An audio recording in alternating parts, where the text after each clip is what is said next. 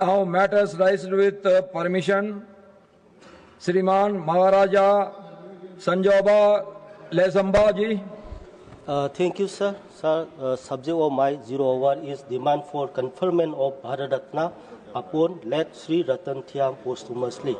Sir, I ask the government to confer Bharat Ratna posthumously upon late Sri Ratan Thiam, one of the India's greatest theatre legends and a towering cultural icons from Manipur.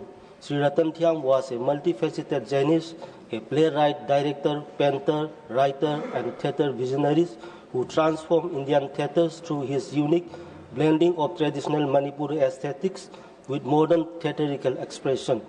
Over a career spanning more than 5 decades, he created landmark productions such as Chakravyuh, Andha Yug, Ritu Samraha, and the Uttar Priyadasi, etc., which brought immense glory to India on the global stage.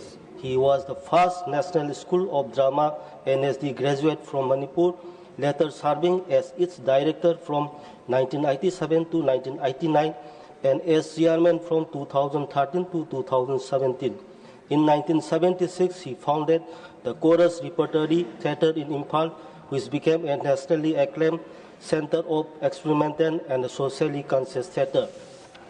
His contributions were recognized with Padma Shri, Sangit Natak Academy Award, and Sangit Natak Academy Fellowship, among many other honors.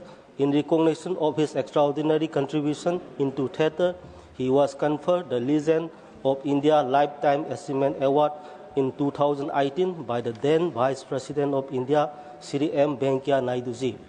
Sri Ratan Thiam elevated Manipuri theatres to national and international prominence and became a symbol of India's cultural depth, diversity, and artistic excellence.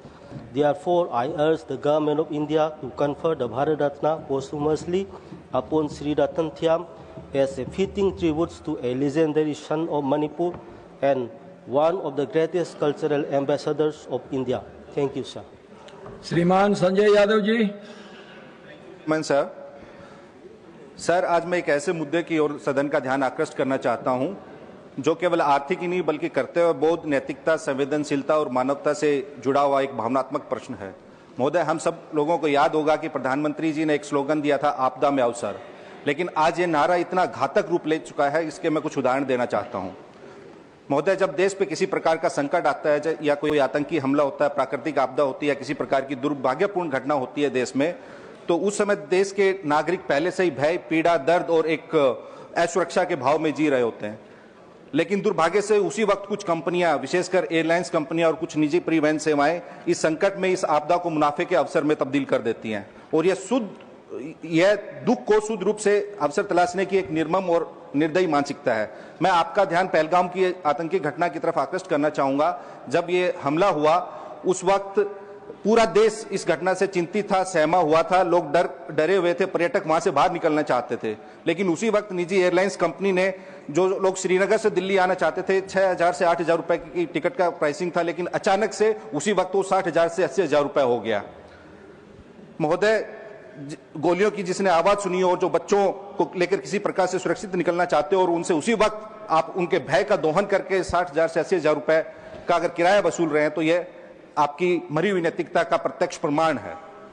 महोदय, यह केवल एक घटना नहीं, बार बार ये pattern दिखाया जाता है, देश में दिखता है। जैसे देश में कोई प्राकृतिक आपदा हो, बाढ़ हो या सुखाड़ हो, तो ऐसी दुर्घटना और संकट के समय जब लोग किसी क्षेत्र से निकलना चाहते हैं, तब डायनेमिक प्राइसिंग के नाम पर टिकट कई गुना महंगे हो जाते हैं और मतलब जितना अधिक डर उतना अधिक दोहन। बाढ़ में राशन, तेल, पानी और खाद्य पदार्थों की कीमतें बढ़ जाती हैं। आप जब इमरजेंसी में जाएंगे, एम्बुलेंस सर्विसेज वाले अपनी कीमतें बढ़ा देते हैं अचानक, और ऐप बेस्ड जो कैब सर्विसेज हैं वो भी सर्च प्राइसिंग के नाम पे 5 से 6 गुना अधिक आपसे किराया वसूलते हैं। मैं सरकार से पूछना चाहता हूं कि क्या यह संवेदनशील व्यवस्था है, क्या यह मानवीय व्यवस्था है? जो हर वो चीज जो आपदा में मानव को मुफ्त देनी चाहिए, सरकार को इस कदर की लूट डकैती खुलेआम सरकार की आंखों के सामने सरकार की नाकामी और मिली भगत लगती है। यह मरी हुई नैतिकता की प्रकाष्ठा है। महोदय, आज 146 करोड़ देशवासियों के सामने सबसे बड़ा सवाल सरकार की भूमिका को लेकर है कि इन सब मौकों पर सरकार कहां है, उसका स्टैंड क्या है। महोदय, यह समस्या केवल आपदा तक सीमित नहीं है। दुर्भाग्य से यह मानसिकता अब भारत की रोजमर्रा की व्यवस्था में दिमक की तरह घुस चुकी है। जब देश संकट में हो, लोग डरे हुए हो, तब खाद्य पदार्थों के दाम बेतसाब बढ़ जाते हैं, जमाखोरी, मुनाफाखोरी, कालाबाजारी, व्यापारी स्टॉक और मुनाफा कमाने में लग जाते हैं। महोदय, अगर किसी की मजबूरी से मुनाफा कमाया जा रहा है तो यह केवल आर्थिक समस्या नहीं है, बल्कि यह हमारी नीतिगत और नैतिक और सामाजिक विफलता है। क्या हम ऐसा भारत बनाना चाहते हैं जहां आपदा में सेवा हो या आपदा में सौदा? महोदय, अंत में मैं यही कहना चाहूंगा, जब देश और जनता संकट में होती है तब सरकार की असली परीक्षा होती है। बाबूभाई जय